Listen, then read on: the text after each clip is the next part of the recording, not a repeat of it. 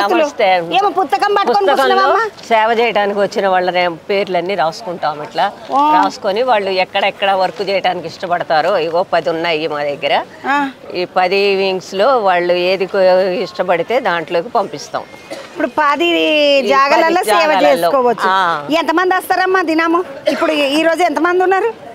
First చేసుకున్న వాళ్ళు 11 days చేస్తామని వస్తారు. 11 days ఉండి చేసి వెళ్తారు. కొద్దిమంది వెళ్ళిపోయినా మళ్ళీ వెళ్ళిపోయిన వాళ్ళు వెళ్ళిపోతూ ఉంటే వచ్చేవాళ్ళు వస్తూ ఉన్నారు.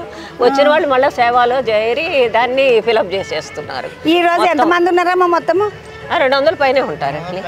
200 మీద ఉన్నారు సేవ ఏనికి వచ్చిన వాళ్ళు. పిరమిడ్ లో గానీ, శక్తి స్థలిలో గానీ, స్టేజీ దగ్గర గానీ అన్నదానానికి చాలా మంది వెళ్తారు. 4 స్వచ్ఛత కూర్చుడు మంచిగా చాలా మంది ఉన్నారు. బళ్ళారి వాళ్ళు అయితే మంచి సేవ చేస్తున్నారండి. దానికి మటుకు గ్రూపులుగా వచ్చి ఆడవాళ్ళు మగవాళ్ళు మొత్తం స్వచ్ఛందంగా ఎవరు పైసా ఆశించరు. ఇక్కడ అందరు స్వచ్ఛందంగా సేవ చేయడానికి వస్తారు. మేము 21st నుంచి ఈ రోజు వరకు రేపు వెళ్తాము. మళ్ళీ రేపటి వరకు ఇక్కడే ఉండి ఎవరికైనా హెల్త్ బాగోకపోతే మెడిసిన్స్ కూడా ఇస్తున్నాం. డాక్టర్ గారు ఉన్నారు. చిన్న వాటికి సడన్గా వచ్చాయి జలుబు జ్వరం అవే కదా ఈ కాలం వచ్చేది కాదే. అది ఇక్కడికి వచ్చేవాళ్ళు ఎక్కువగా చంటి పిల్లలను నెల పిల్లల్ని తీసుకొని వస్తున్నారు. 80 ఏళ్ళు 90 ఏళ్ళు వచ్చిన వాళ్ళు కూడా ఎంత హుషారుగా వస్తున్నారంటే, మనం ధ్యానం చేస్తే కళ్ళు మూసుకోగానే నా కోళ్ళు ఎటు వాయినో నా మీ ఆకలి ఎటు వాయినో కొంచెం సేపే అవన్నీ కొద్దిసేపు వచ్చాక ఆగిపోతాయి. కంటిన్యూ చేయాలి.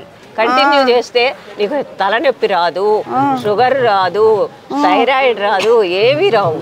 ఓయమ్మనే మరి అట్లా రావు కాబట్టి ఇంత జనం రోజు రోజుకి పెరిగి ఇట్లా వస్తున్నారు. ఇప్పటిదాకా ధ్యానం చేయకుంటే ఏం చేస్తున్నావు? ఏం చేయాలి? నక్క గోధులు లేత ఇల్లు బాకి గంట చేసుకోమ్మా చాలు. నీకు రోజంతా టాబ్లెట్ తో పని లేకుండా మంచిగా ఎనర్జీ ఉంటది. ఇంకా ఎక్కువ శక్తితో చేయగలుగుతావు పని. ధ్యానం చేసుకుంటున్నట్టుగా అంత ఉపయోగాలు ఉన్నాయి ధ్యానంతో. అందుకే మరి రోజు రోజుకి ఇంత జనం పెరుగుతున్నారు. చూసారా మా ఎక్కడి నుంచి ఎక్కడి వరకు ఉందో స్టేజీ మొత్తం నిండిపోతారు.